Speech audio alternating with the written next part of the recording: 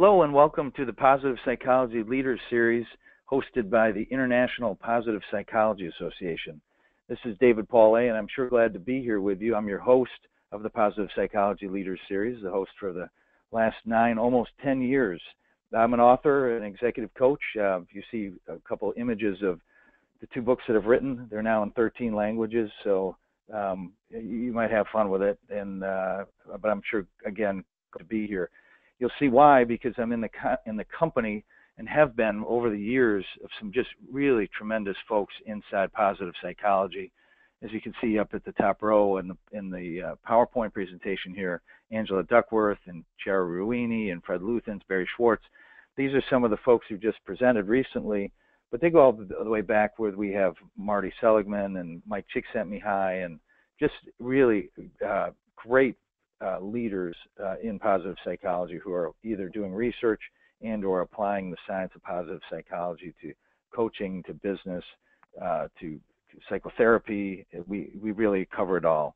And the idea of the Positive Psychology Leaders Series for people who are here for the first time is really to give you a chance to get up front and close with the leaders that you see at conferences periodically, but really to keep a practice of staying engaged in positive psychology and participating in these webinars where you get to ask questions during the presentation. We save time at the end for you to ask questions, and then we give you the contact information of each of the presenters so that you can follow up on anything in particular that you're excited about. So we're sure glad you're here.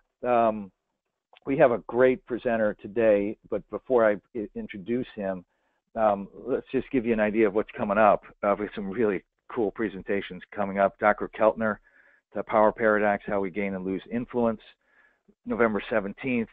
George Valiant, December 13th. And you'll see that we have a couple different formats. One is, which is more like today, where there'll be a presentation followed by a Q&A.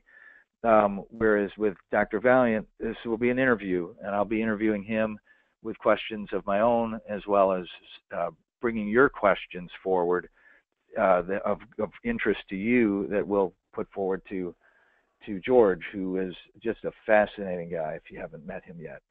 Robert Emmons, no better person to have around the time of end of year with our holidays to talk about gratitude. Another great guy. So we've got some real great presentations lined up for you. So make sure they're in your calendar. And I just recommend, talk to someone else who's in IPA or a friend and watch it, watch the webinar, participate in the webinar together and share your notes, talk afterwards and communicate what you learned and make it an experience. And we all do better together. So have fun doing it. And then just to make sure so that you don't have to worry about, oh my gosh, I'm not getting all the notes taken, they're going too fast. There's a recording of the webinar. It's posted, and it will be next week posted to the URL on the screen there, which is ipanetwork.org/PPLS for Positive Psychology Leaders Series. And the questions, there's on your panel of the webinar panel, there is a place for you to submit questions. You can submit them anytime during the presentation. We will, along with our producer, Jenny Brennan, will be looking at questions and pulling together those questions to present to our presenter at the end of the conference. By the way, we're going to give a little prize out today. You get to choose from either one of the 2 books that I've written, The Law of the Garbage Truck or The 3 Promises, if you guess which number webinar this is. So we've had more than 10, I'll say more than 20. How many webinars have we had so far on the Positive Psychology Leaders Series? The person who gets closest to it will win the personalized copy of the book, of one of the books that you prefer. And the email address to send that to is jbrennan, this is our producer, jbrennan, and that's J-B as in boy, R-E-N as in Nancy, N as in Nancy, A-N, at ipanetwork.org. So get that answer off to her as soon as you can, and we'll get a book out to you just in honor of this is a milestone, and we're glad to share it with you. So it's jbrennan at ipanetwork.org. So without further delay, let's take a look at who's going to be presenting today. Someone I've known a long time, and he's a great, great guy. I'll do the official introduction in just a moment, but one of the neatest things in positive psychology is there's some really just good human beings, and Tayyab Rashid is one of them. And I've known him really for a long time, and I'm honored that he's on our program today. So let's do the official introduction. Dr. Tayyab Rashid is a licensed clinical psychologist at the Health and Wellness Center at the University of Toronto in Canada. During his postdoctoral training, Dr. Rashid developed positive psychotherapy. It's so important it has an acronym, PPT, and that with Dr. Martin Seligman. Dr. Rashid's expertise includes clinical positive psychology, strengths-based resilience, and personal and professional growth, searching for meaning and how to succeed doing the right thing individually and collectively. Dr. Rashid has trained clinicians and educators internationally and has also worked with survivors of 9/11 and Asian tsunami and flood relief workers in Pakistan. He's been published in peer-reviewed journals and is an invited keynote speaker all around the world. Dr. Rashid's work has also been featured in the Wall Street Journal, Canadian Broadcasting Corporation, and Maclean's magazine, as well as TEDx. He, again, is a fascinating guy, a great guy, lives the principles of positive psychology. And without further delay, here he is, Tayyab Rashid. Welcome, Tayyab. Thank you, David, for a very illustrious introduction. I'm humbled by it, and I hope My pleasure. Perhaps 1/10 of it I can live. Yeah, there you go. So you can hear me, David? Yes, I can hear you very well. Okay, so let's start. So our time together, I'm going to make a very brief case for positive psychotherapy and go quickly what are the assumptions. And I think the bulk of the time I'm going to give you a bit of a taste, bit of a tour of what it looked like, what it feels like for a therapist, for a clinician doing this kind of work. And I will try to sprinkle some case illustrations in those exercises. So let's start with we have, according to Bergen and Garfield's very seminal book on change in psychotherapy, we have more than 200 forms of psychotherapy. About 30 are empirically validated. So why we need another psychotherapy, another form, another brand of it? Because most of psychotherapy are based on a deficit model. Not all, but most. And they are also based on this assumption, or they work on this assumption of that negatives attract more attention, and that has been for almost a century the fundamental and socialized image of psychotherapy. So whenever you hear the word psychotherapy, what comes to your mind? Client going into consulting room with the therapist and discussing the doom and glooms of life, and we therapists and mental health professionals spend a lot of time in unpacking those. And stacks, from an evolutionary point of view, are in favor of doing that because there's a fundamental negativity bias, which, if I can explain you quickly why we focus more on negativity in psychotherapy and in counseling, because negatives are more potent and more pervasive. Daniel Kahneman proved through experiments in 1979, negatives sting more. Loss of $10 will sting you more than gain of $10. And also, do I need to ask you that if you have 4 positive interactions with a close colleague and 1 negative, when you leave the day, which one you're going to ponder? You're probably going to ponder more on negatives. So this is very important that clients come to psychotherapy distressed. They're in trouble. So it is our job to understand that. But is psychotherapy is all about negativity or negative memories, broken childhood, or shall I call genetic accidents? I don't think so.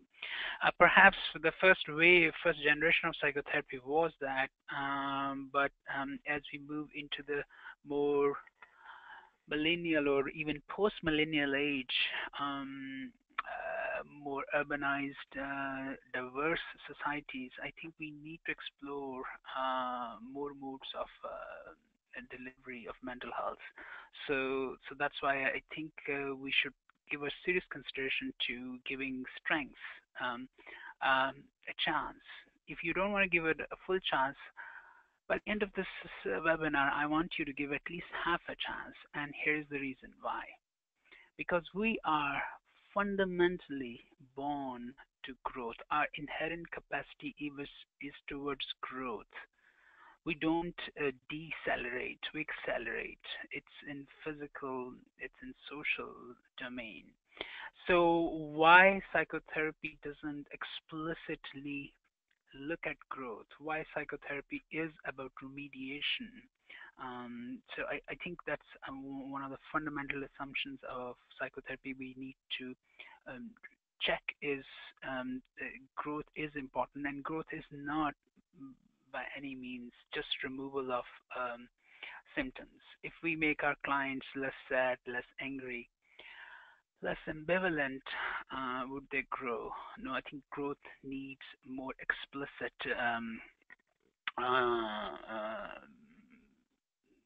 focus. So I've been given a message. I'll speak more loudly. So the first is we are geared towards growth. That's the assumption of positive psychotherapy. The second one is, and this is a big one, that for some reason, for more than 100 years, we have treated symptoms as the holy grail of psychotherapy, and they are so important. For some reason, grudge seems much more important than gratitude. Conflict seems much more important and authentic and real, and it feels visceral than cooperation. Humility, which is yes, it doesn't. It, by its nature, is not to show off. But why humility is any less important than hubris? So, so I think it's very important that in our heads, when we work with our clients, symptoms will stand out, but the strengths, which perhaps are tucked because of the psychiatric distress, we don't treat them as secondary. We don't treat them as clinical peripheries. They occupy as central place in psychotherapy as strengths. Because if you look at this table, strength, if when you take a strength-based approach, you're looking for potential. In symptom-based approach, largely, and these are a bit more generalizations, there are always exceptions, you're looking for vulnerability. When you work with the strengths of the clients, you engage them, you do therapy with them. It's almost like you're sitting with them. In symptom-based, you need to intervene to stop something. In strength-based approach, when you have in clinical practice, you ask about past opportunities. You ask about present and future opportunities. In symptom-based, your focus is what crisis you have dealt or you have experienced, and how can we avoid crisis. I'm not, again, by any chance, dismissing them, and I'll come back to that. In strength-based approach, you adopt to new potentials, to strengths. In symptoms, it's reform. Strengths, the most wonderful things in my almost 15 years practice of strengths in clinical settings is that strengths is not that you have. Strengths are dynamic. They think of it, they are like a flower of lotus. and all you need is to make the condition right, and the client's strengths will unfold, will bloom. Symptoms are static often, or if they are not static in their dynamic form, they look they we are looking for their repercussions. What are the effects of them? In strength-based approach, you are client-centered. Your focus is what Johnny and Sally, Jose is bringing in symptom because of the healthcare system, mental health care system, um, especially in the United States. I'm not practicing in the United States, but I have spent most of my training and professional career there. It's You will get X specific treatment if you meet the symptoms, and you meet the symptoms from cluster 1 and cluster B and C. Then you meet the criteria for a specific diagnosis, and you are given that therapy. That's mandate. So we are chasing a diagnosis and a treatment protocol. Folks, let me ask you, where's the client there? So the third one is related to that. I've just recently written a chapter where I have tried to take all the diagnosis of DSM-5 and also just as an idea, which Chris Peterson, his seminal work on strengths, character strengths. So I've taken a Chris model of axis, opposite, and exaggeration of strengths, and tried to see if presence of symptoms can be explained by lack or excess. So this is just in one illustration. I have a book chapter with all the major diagnoses of the DSM-5 categories, and I will include in the package that you will get the reference for that. The third assumption is therapeutic relationship.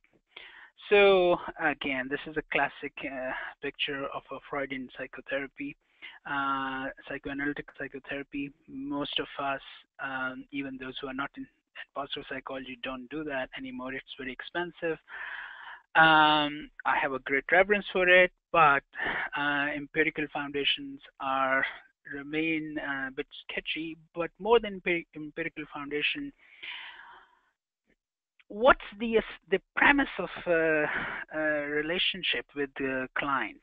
The premise is my job as a psychotherapist, even as a diagnostician, is to diagnose Sally that you have a disorder, and my job is to assess it reliably and then prescribe a treatment. Within that statement, inherent is a power differential. So I become a prescriptive authority. I have the expertise, and if you go back to the previous slide where we were talking about client-centered, client is on the receiving end. Especially clients who are psychiatrically distressed, are they going to challenge your assumption? Especially psychological disorders who have many variables. Yes, we are finding more genetic and physiological markers, but there's a huge social piece which our treatment models, our assessment models are inadequate to understand fully.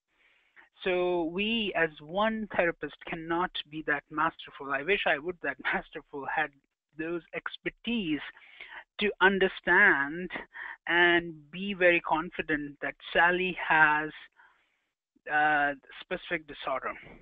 That doesn't mean that I am undermining some disorders for which we have pretty good validity. For example, antisocial personality disorder, for example, panic disorder, borderline personality disorder. Of course, understanding those diagnoses is important. But my relationship with my clients is not defined, and in my view, should not be defined through the thread of diagnosis. I'll give you an example. Recently, I did an intake. I work at a university counseling center. This very room from where I am speaking with you, uh, the chair is empty in front of me, but a couple of months ago was sitting in this chair. Let's call them Jose. Jose came in and told me, very shy, introvert, uh, said it took a long time for Jose to come in for therapy.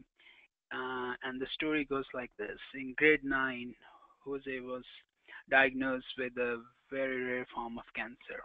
Probably one in a million would have that cancer. His both of his loving parents let go of their jobs to take care of him and his sibling, especially his father. The mission of his life became to help Jose with the treatment and all everything that was involved in it. While Jose is getting the treatment, father is diagnosed with cancer as well. Jose has a successful treatment, goes into remission, and goes back to high school because he missed a year and a half. Jose completes his high school with his cohort, and while he's completing, the father dies. And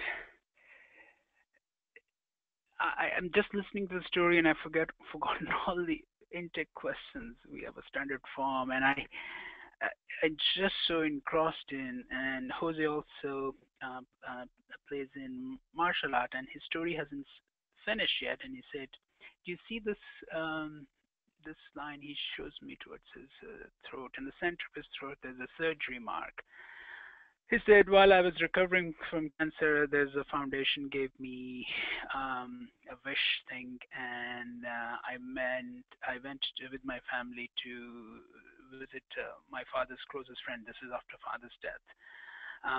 And I'm very much interested in this martial and Eastern martial art, and I'm playing this martial art in an East Asian country. In January of this year, I feel a hit on in my chest. I continue to play.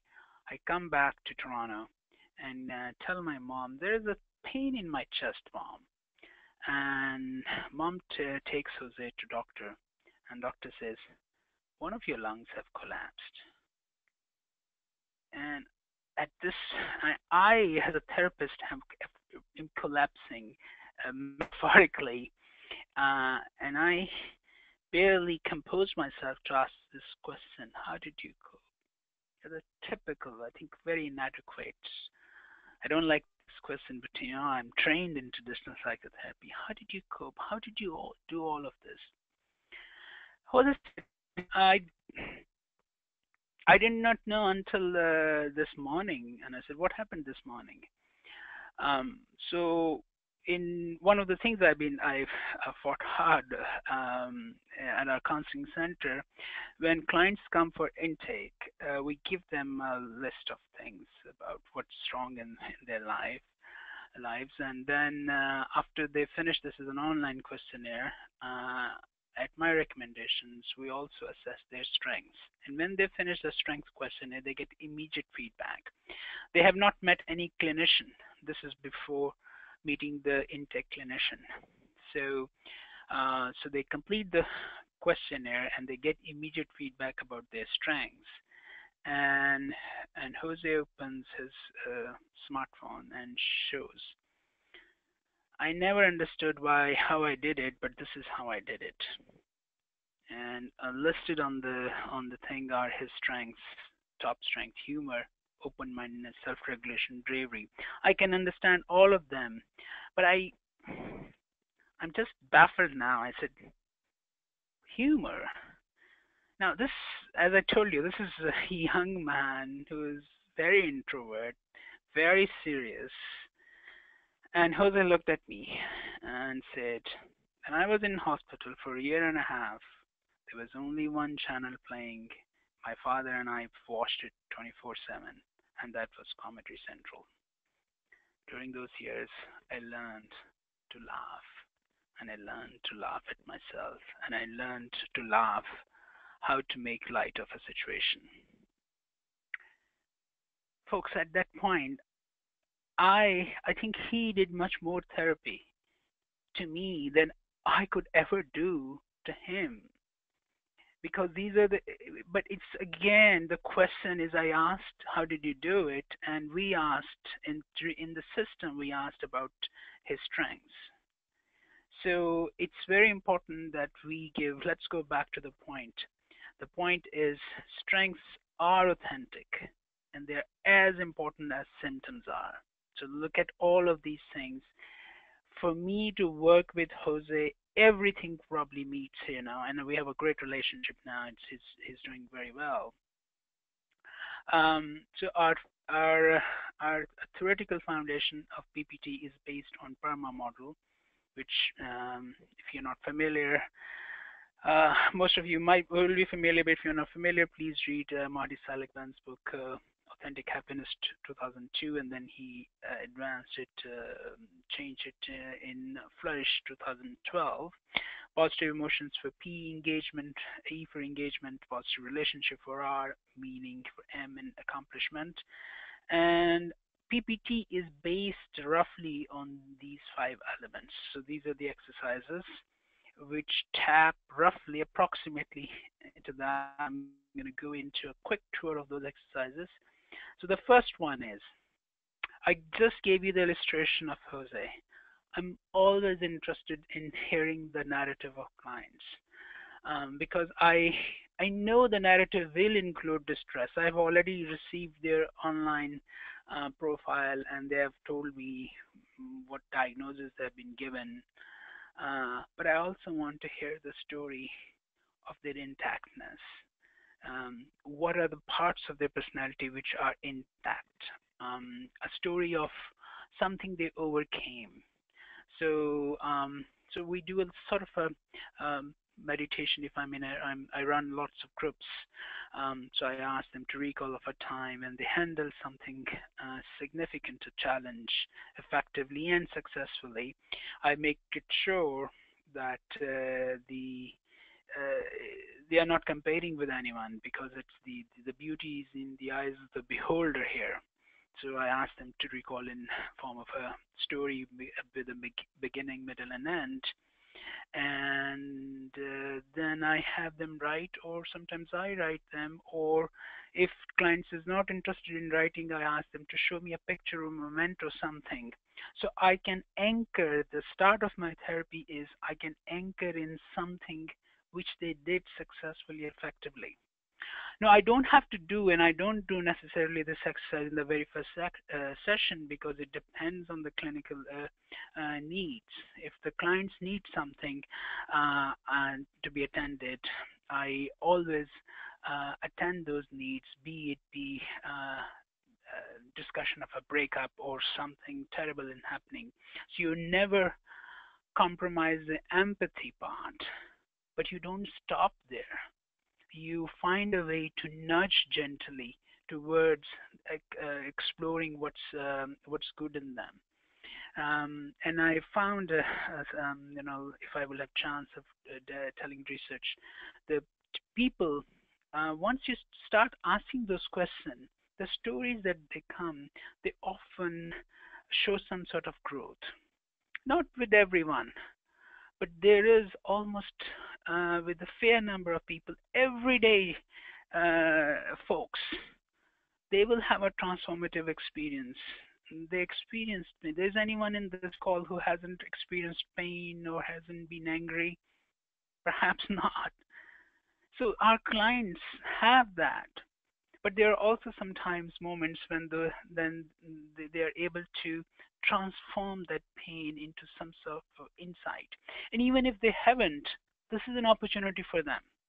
Don't forget about cultural pieces, because that's very important. Full day workshop, I go much in detail about culture, how to be sensitive to culture. Then we move into strengths. This is an image from the Institute. 24 strengths, most people would be familiar.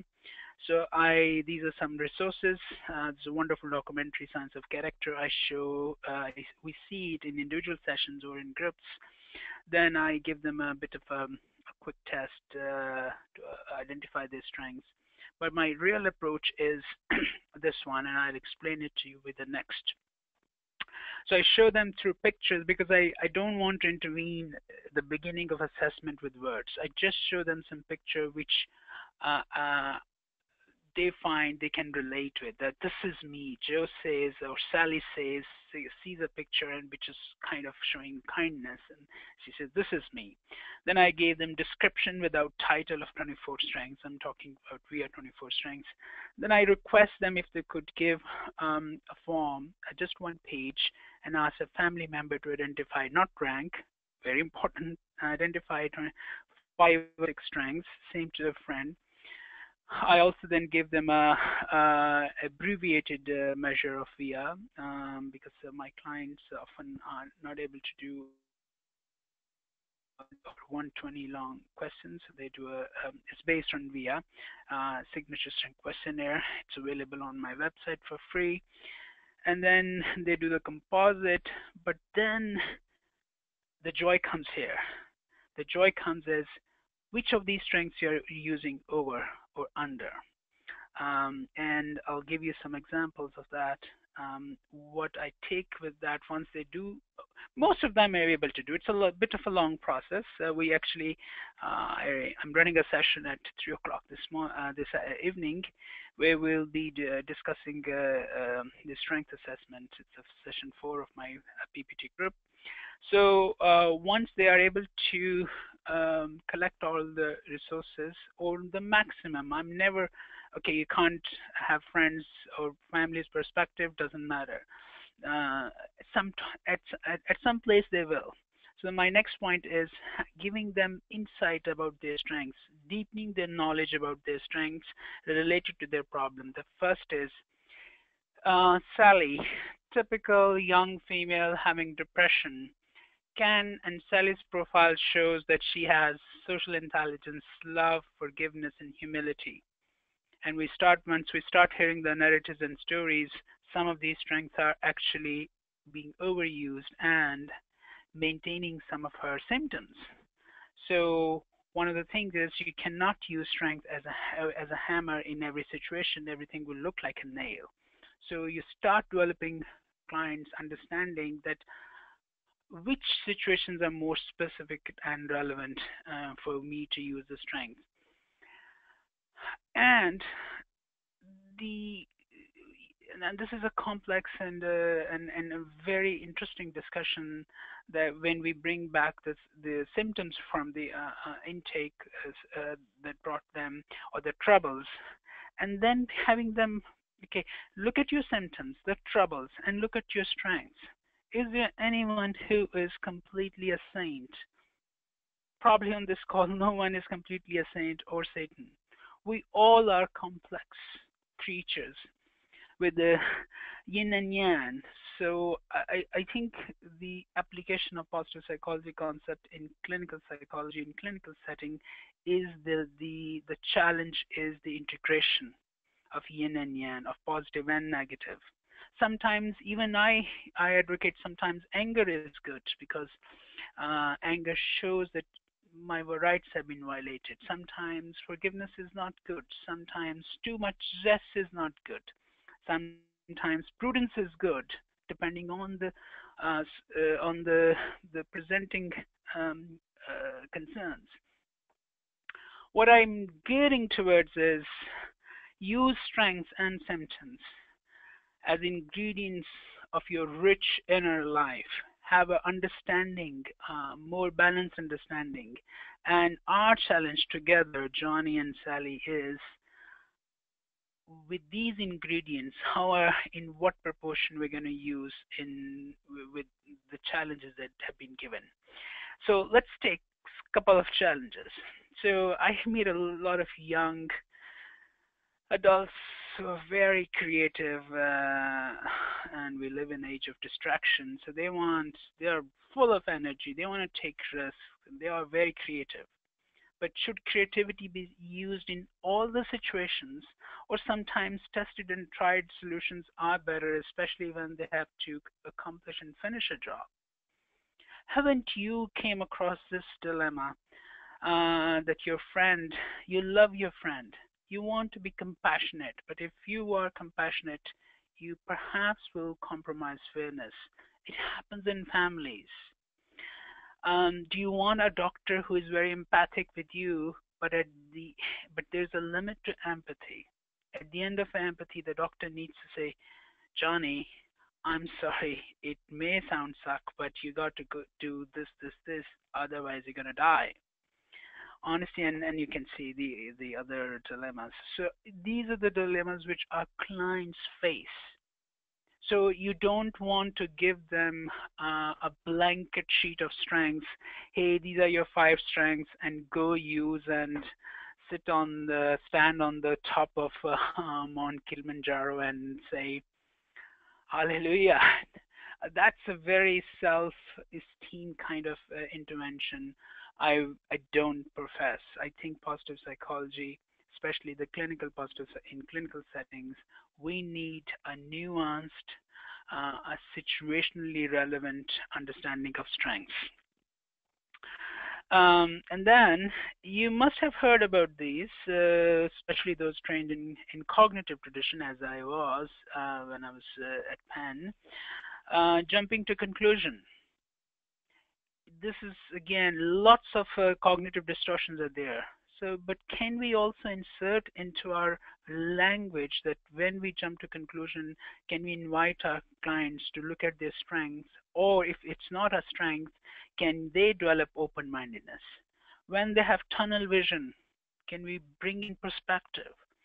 When they magnify the small thing, they make it big, or big thing, they make it small. Could self-regulation and prudence come along?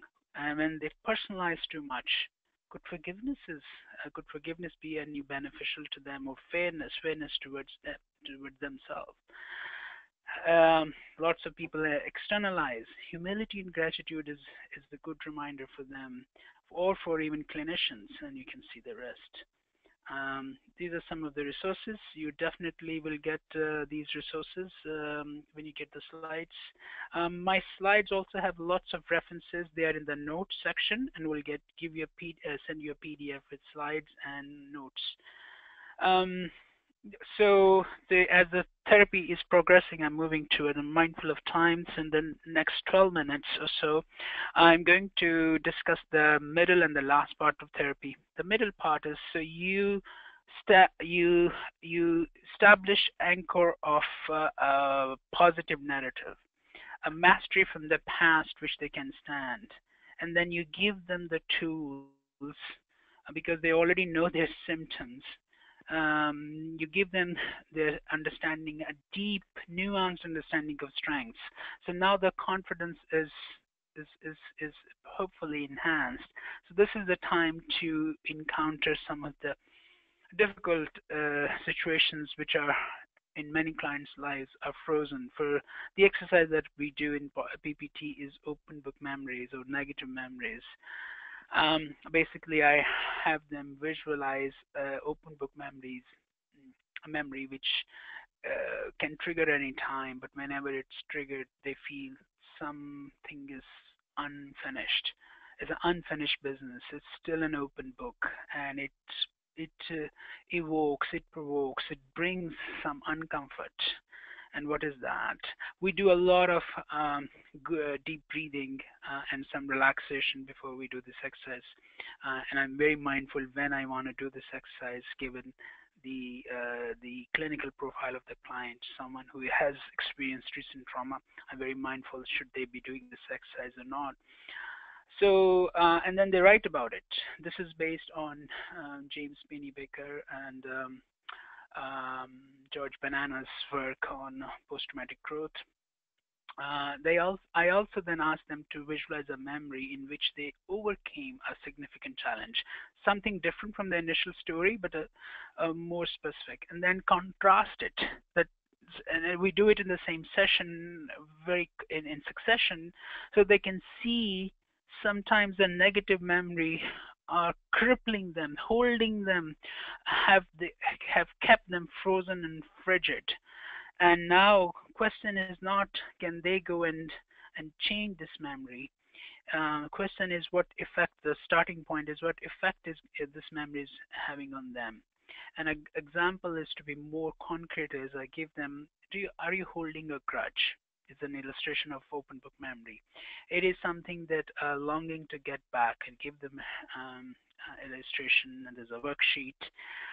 Uh, and I bring their attention that it has mental and physical drain. It reduces your cognitive resources, and when you hold a grudge, a negative memory, an open book memory, even the benign gestures of the person, it could be even your, for lack of better example, mother-in-law or your sister. Even we hold grudges in our close relationships, and when we hold the grudges, even the benign gestures have we misinterpret them, and we think about them. So especially when you are prone to depression and other psychiatric issues, you start brooding about those negative memories.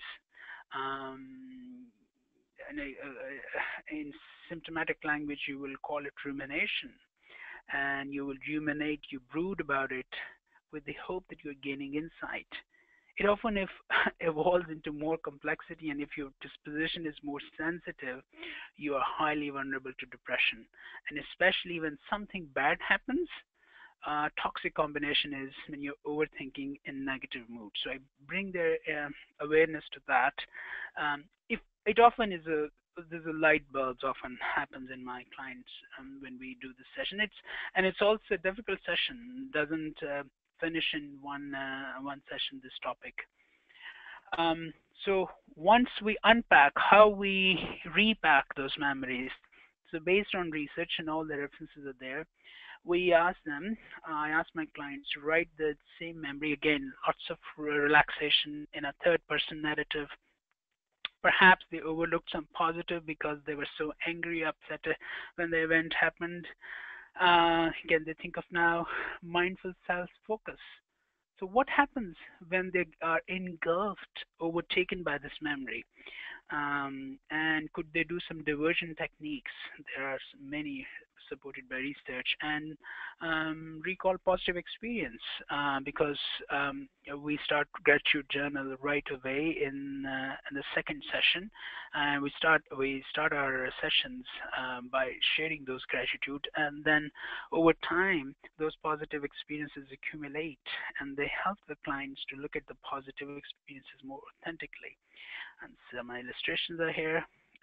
If that doesn't work, if all of these techniques don't work, which often happens, then we go towards forgiveness.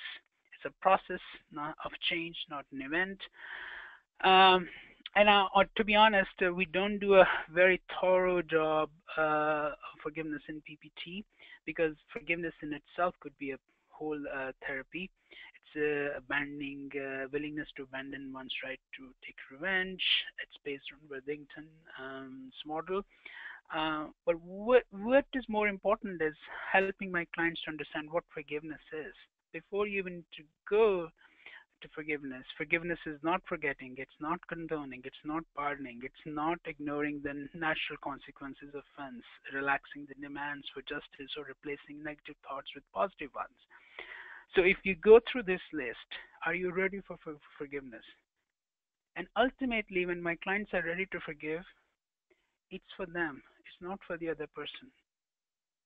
Anyone on this call, if I ask you this question, if I pose you this question, how many times you have been successful in making the other person say, you know what, I was wrong and you're right? Not many times. So forgiveness is for you, and it's a process, and it needs some sort of a memorialization, some ceremony which we do in therapy. Then we move to gratitude. We do the gratitude journal throughout the therapy, but we also look. It's one of the most researched strengths. It gives us perspective. It helps in self-compassion. the slide with the fish is illustrating of the fact supported by researchers. Gratitude helps us to curb the social comparisons, and with people who are high on gratitude experience more positive emotions. And this is we asked them to write a letter of gratitude and plan a visit. And the basically instruction is, think of someone who has done a wonderful things for you, but you didn't have the chance to say thank you to them. And they write it, and then if possible, I do my best if they can deliver the letter in one-to-one situation. And I'm going to just quickly show you an illustration. Now, although you're not going to hear the volume, one of the groups that I did recently, this young man wrote a letter to their father. I wrote this letter to my father, and it goes like this. To my father. Father, many times have I missed the opportunity to thank you. So many moments that went by that deserve the thankful recognition of your efforts to raise me to my true potentials. It's certainly overdue my gratitude to you, my gratitude for your patience while describing the most complex concepts to the curious little me, asking unending questions in our long family trips. If I will complete this clip, which is so moving, I have goosebumps. It's beautiful, but I just wanted to give you an illustration of that. Not everyone will be able to do it, so there are cultural and personality considerations that have to be taken into account. Some resources, and then we do an exercise. I bring objects, and now they have done quite a hard work of going through their memories, forgiveness.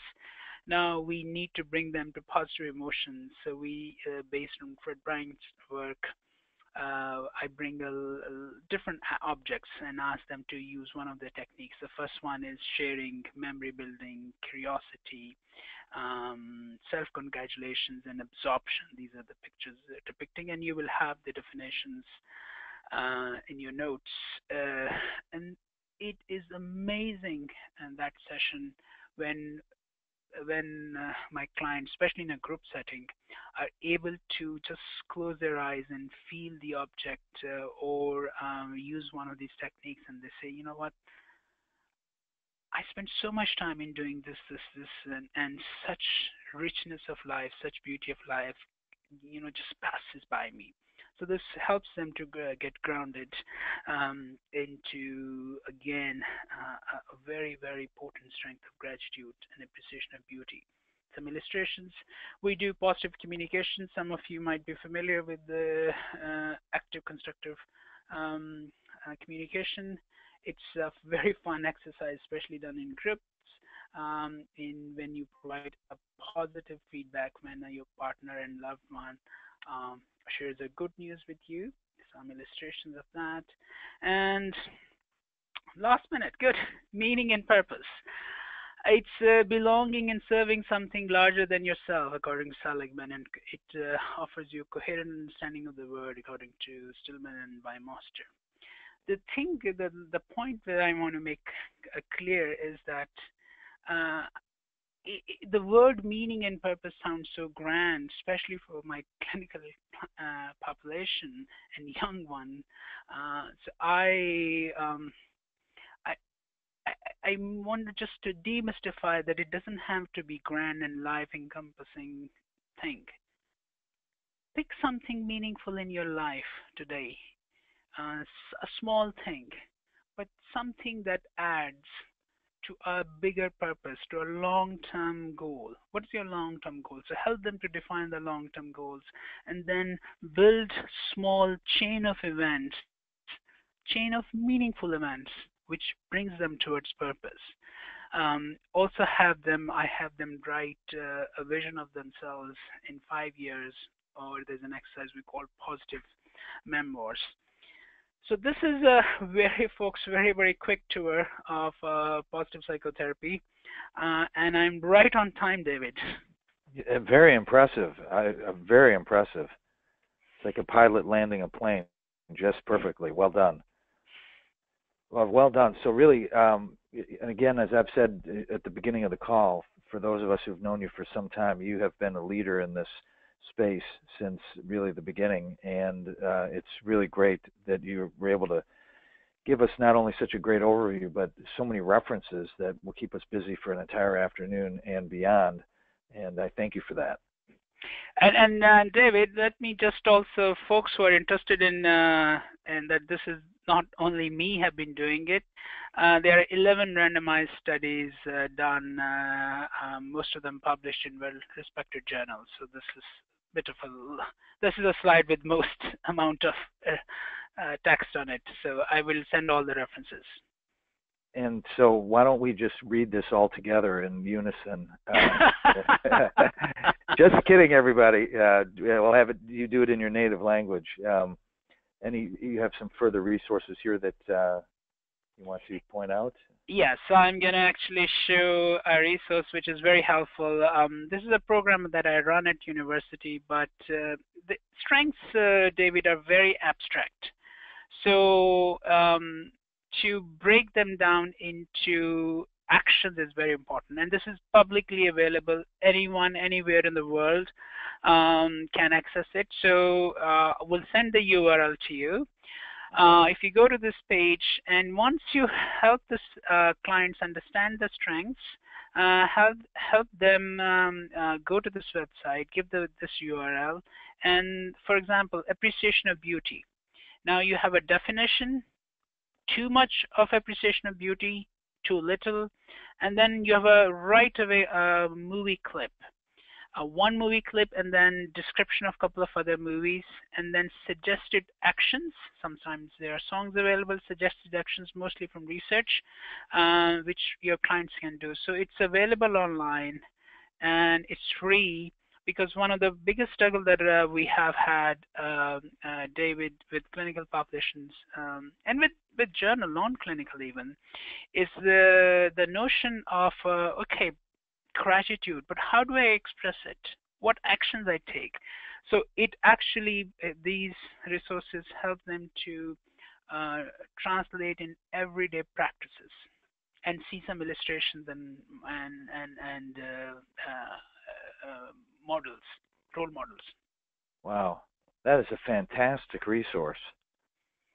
Yeah, really yeah. So for all 24 strengths. Wow.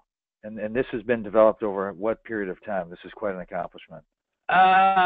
This took, for, let's say, gratitude, about 10 years. Isn't that amazing? Yeah. An overnight success, 10 years. That's really quite awesome. What a resource for everyone today. What else, before we take a couple questions that are starting to fly in for you, anything else that you want to say before we take a couple questions? I think most important is, let me go back to this slide, and I think that is most important one, and that is, folks, it's very important that we understand no one listening here is completely have all 24 strengths. None of you is devoid of all 24 strengths. We have various combinations. So are our clients. So are the people that we work with, students, our clients in coaching, our colleagues at work. Your negativity lens that I alluded in the beginning are so sharp that it just doesn't take much long for us to put them on and to view, to criticize. It's much easier. But we have to make an extra effort to understand, to spot strengths, our own first of all, and then of others, and then develop this wisdom from Aristotelian tradition, that how, under which circumstances I'm going to use those strengths. And I gave you a couple of pointers, but my last pointer is, always decide or contemplate, reflect what would be the consequence of your action on others. Wow. Wow, that's great. That's tremendous. Tayyab, well done. Great way to start in taking a couple of questions. Sure. What do you think? Okay. I think I represent everyone, and clearly the comments are coming in how grateful they are for your presentation today. So, well done. One question just comes from someone who's read the Martin Seligman's book, Flourish. There's a reference in there about the book, Positive Psychotherapy, a Treatment Manual, and their question is it available? I get this is the most frequent question, and I am, as much as my heart is in my clinical practice, but my head is in research. I must first confess that I have been very, very stubborn and have procrastinated for far too long in publishing the book, but I also was waiting that other people could do research and find the similar findings. Right now, as I showed you the slide, we have 11 randomized studies, only in which 3 or 4 I'm involved directly. The rest are done by others in other countries, and they're finding some good effects even with psychosis and with borderline personality disorders. So I now feel confident to publish the book, that there's something. Once you publish the book, it's done. So I needed to have the good theoretical as well as empirical base. So hopefully, so long answer to the question, next year it should be published. Oh, that's great. Well, we appreciate your thoughtful approach to making sure that the book encompasses what you want it to and that it's well grounded. But that being said, there's some applause coming in for, yes, get it done, get it out. So you clearly have people ready to read it. Thank you. But I'm ready to send anyone if you need a treatment manual for research. I have a abbreviated version. I can send you the PDF. So if you send me email. Oh, that's super. And we have your email right in the presentation, I think at the end, correct? Yes. Okay. And so people can email you directly for that. That's awesome. A couple questions. And we may, Tayyab, you and I talked about this before getting on the call, that we both set aside a little extra time for a bonus session of a few questions. Absolutely, I'm free. Okay, so we'll wrap up. We'll take a question. We'll wrap up in one regard at just about the top of the hour, and then we'll stay on for a few more questions. One thing just to say that the Ariane Yuan was the winner of the book, guessed exactly that today's webinar was the 35th in the series. 35th in the series. Congratulations, Ariane. You'll be getting a copy of one of the books, and good guess, good job, or good research. Let's go back to the question. This comes in from Zara Khair from Iran, and says that sometimes my clients say that the influence of their strengths are sort of short-lived, and most of the time negative thoughts are dominant. What suggestion might you have for them? Excellent question, which I face very frequently in my clinical practice. Just from a research perspective, we are fortunate we are almost blessed with Barbara Fredrickson's work, and Barbara makes a very good case that positive emotions are fleeting by nature, by their neurophysiological age. They are fleeting. So their experience is short-lived versus negative emotions, because negative emotions over the course of evolution developed over a very, very long period. So that's that. But when you're working with clients and you ask this question, there are a couple of small, very quick vignettes that I can give you. One of my clients, very depressed, have the same issue. So I have her keep the gratitude journal, noting 3 things every day with her. So especially when she was down and when the negativity came in, she would open her journal and start reading, because this is her own selective biography. So you get this, sometimes you get the pleasure, and the good thing again from Tim Case's research shows the positive event, positive memories grow more founder over time. The materialistic things, their joy goes away. It dissipates very quickly. So having a journal, having something very concrete, and nowadays because of the ubiquitousness of the smartphones, I have my clients take the pictures. So that's one thing. Secondly, is also working hard, working harder. The last point I would say is yes, the negativity is coming and is encompassing, but working hard towards positives and continuously. I don't think so. Just 8 or 12 sessions of PPT is going to change your life. It is certainly a good start, but keep that practice. The negative memories, the negative habits, the negative thinking patterns developed over many years. So take a deep breath and be patient. And if you keep on trying, someday there will be a transformative moment, and you will say, you know what, it's consuming me too much. Wow, that's awesome. Tayyab, I must say that your voice is so calming that I can imagine just being one of your clients. That alone, your presence and your voice, just so resonant. So I had to share that with you.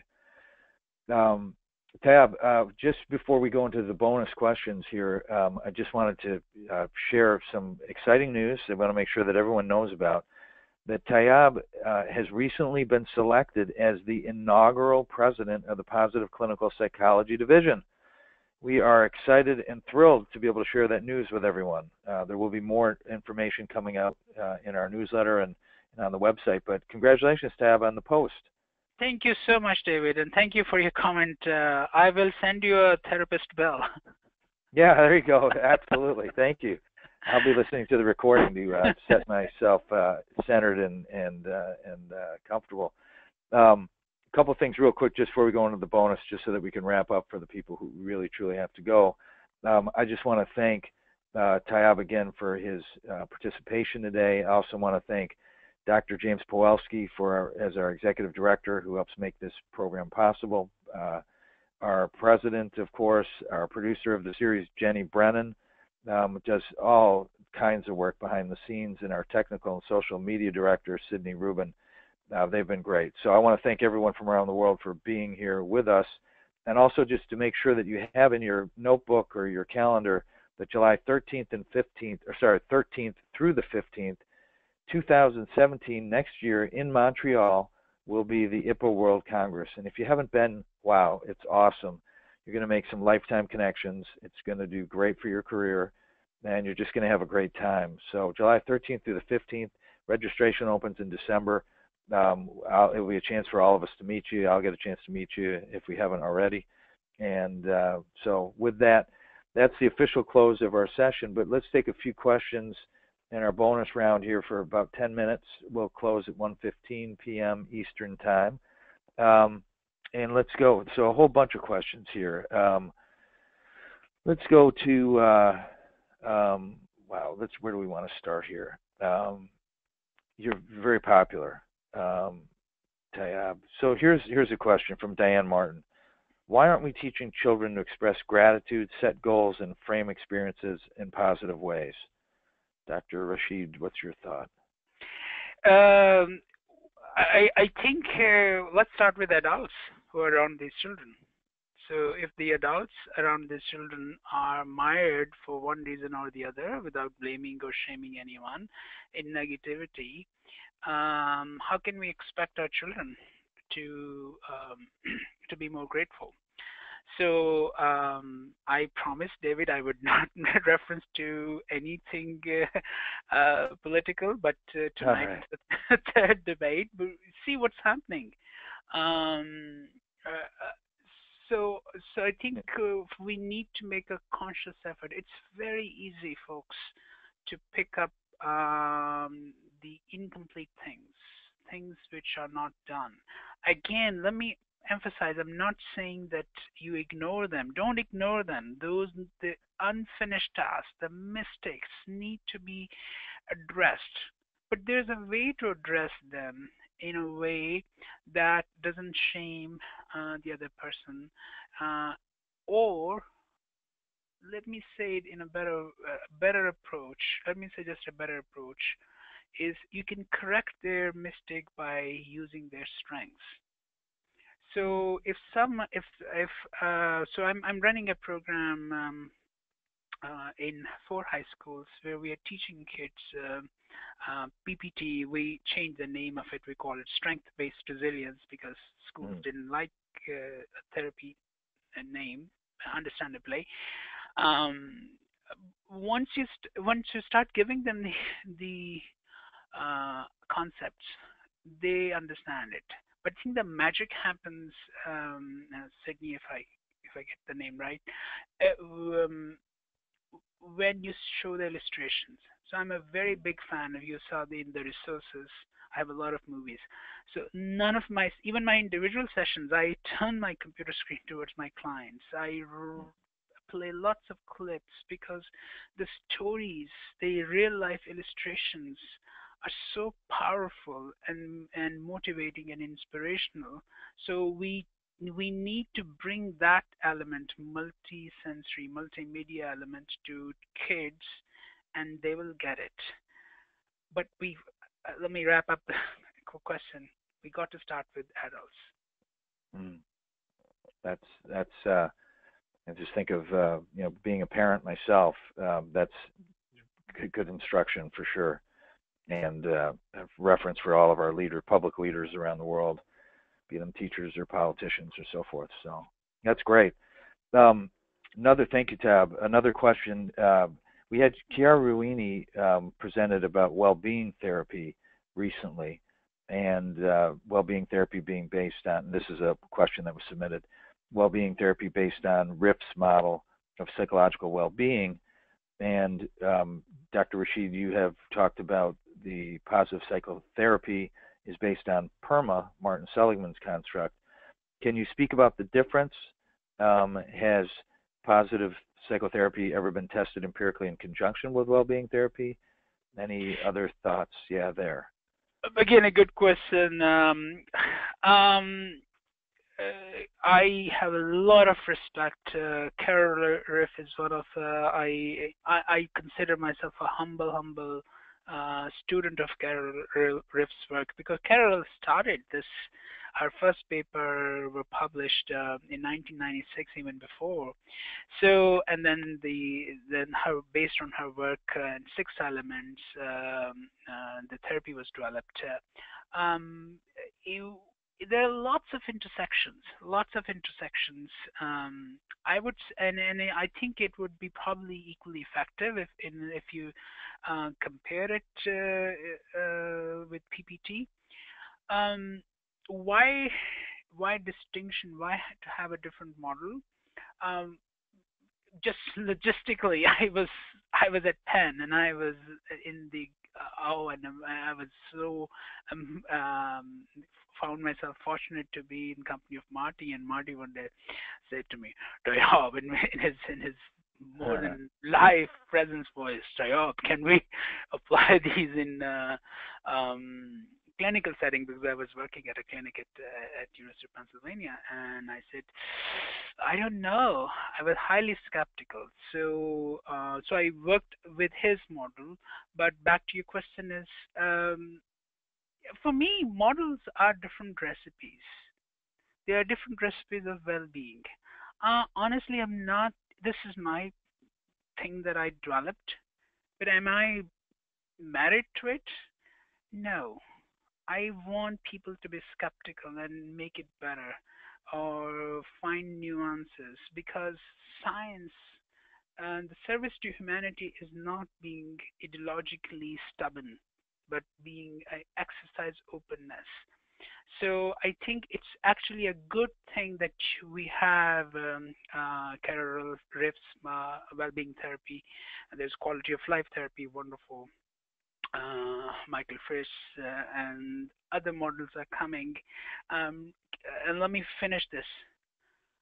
For psychopathology, I told you uh, more than 200 different varieties of treating psychopathology. So it's not a bad thing that we have 4 or 5 different kinds of well-being therapies. Yes, yes, many options and good ones at that. Um, but we're thrilled with the one you're presenting here today. Um, just one, probably final question. You're getting close to it here. Again, there are many, but we could keep you all day. This question is just around what you are excited about in terms of what's to come and what research you would like to see explored further, findings you're excited about now, findings you're excited about in the future. Well, I'm very excited about the clinical division. Honestly, I think it offers people a platform to to access resources. So we'll be putting resources. Uh, Also, it offers a platform to discuss ideas. So I'm excited about this opportunity.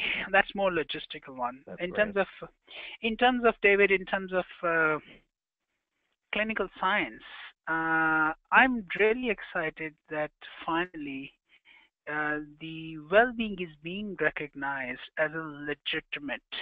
So as a legitimate entity, it's no longer just a convenient social science construct, which people said, you know what, depression is real, happiness, flaky. We are now seeing because of the genetic markers, because of well-done studies, um, that working on well-being is very exciting. So, give you a very quick example. Now, and I'll include the reference. Studies are showing that in predicting the outcome of depression, strengths are a more robust predictor even when you control for all the symptoms. And this is a longitudinal study. One of my very good friends, and I have a lot of respect for his work, Alex Wood, has done this research. My second part, which is now happening, is when you include strengths in the treatment, and now studies are coming, and I have reviewed some of the papers, they are predicting outcome much better. And I just finished analyzing the data for 4 years. It's a longitudinal data from students who entered our university. If they were stressed, highly stressed in clinical range, versus they were high on well-being. We also tracked their health visit record, how many times they utilize health services, both for physical health and mental health counseling. The average, initial data is showing the average for our students who are highly stressed is 13.4 visits over 4 years. The average for students who started university in a high well-being state is 3.7. Wow. So That's this is tremendous. very objective data, David. It's not. There's no self-report. It's just swiping. We have a universal health system, so everyone gets a health card. So it's based on the swipes. Wow, that's tremendous. That's good stuff. I'm going to slip in one last question, and it has to do with, and I hear this a lot. And here's the question. It's from Rebecca Scritchfield, and it's a question about your last slide about honesty versus kindness. Mm-hmm. And if you might say something about that, I think the thought is, are you saying kindness is bad? No, of course not. And that honesty is kind as well. Maybe there's a way to talk about that a little bit again. Oh yeah, we need a David. We need a whole webinar on that. But okay, let's do it. But a very short and probably I will not do a good job, Rebecca, on this one. Um, this is I have lots of clients who want to be honest with themselves and honest with others, and when they are honest in whatever way they want to be honest about something wrongdoing, something confessing, something owning up to owning a mistake. Um, they go and they tell the other person that I want to be honest with you. This XYZ happened, and then the other person is not able to handle the situation, and they come and they are hoping because they're honest that they will get a good reception of it. They come more distraught, right? So that's one way of you also want you want to prepare the client honest in what way, towards what are the situational circumstances. When you pit it against kindness, that's more larger. What I'm referring on this point here is especially in close relationship, I have many clients where the one member of the family is being kind and not confronting the person. That's another way of looking at the honesty now in this in the diametrical side, on the opposite side, and being kind when and that kindness is not helping the situation, especially when an older sibling is bullying the younger sibling, when uncle in the family has done some sort of a sexual abuse of one of my clients, and the client goes to the mom, and mom says, "No, I can't bring this up," and this person is very important, has done lots of good and things to me, so she's being kind towards in her way, she's being kind towards, but right now honesty is more important. So you see the two shades of honesty, that sometimes if you don't understand the situational dynamics, it could backfire, but sometimes being kind also tramples and doesn't honor people as a plight, and when they bring legitimate concerns. And the last example would be the coworker. Let me give you actually, let me think of a more public example. If someone is doing gross violation of, ethics codes, and I think you rather, and they're also your friend at work, you want to be honest, confront them first in person or report, and not to be kind, even no matter how close you are. So it depends on the situation, and that's a dilemma we often face. My clients often bring, when I bring the strengths, these are the contours that we need to explore. Yeah, that's very helpful. And a follow-on question was the idea if you would think that in some cases having the courage to diplomatically, thoughtfully be honest is with somebody and tell them what other people aren't telling them, that is a form of kindness. Good point. Excellent. Look, you learned. I'm going to write that point. Oh, there you go. Whomsoever gave that point is a very, very good suggestion. And this is how what I couldn't do, David, is how sometimes you want to meld. You want to organically combine strengths. So this is example of combining, being honest and also being, let's say, socially intelligent or a bit prudent. Yes, right. Yeah, exactly. And that was Rebecca Scritchfield who Thanks, asked Rebecca. that question. Yeah, well done.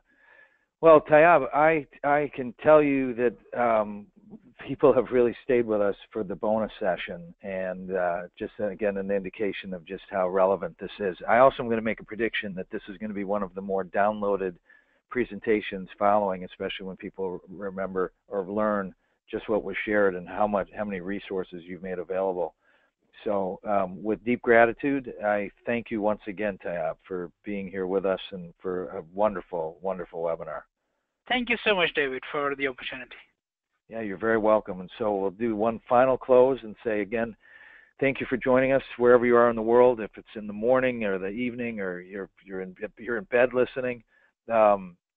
Thank you again, and thank you for everyone who helps make this series possible. Again, Jenny Brennan, our producer, Sydney Rubin, our technical and social media director. I'm David J. Paulé, and wherever you are in the world, make it a great day or night, and we'll see you soon. Take care. Bye-bye.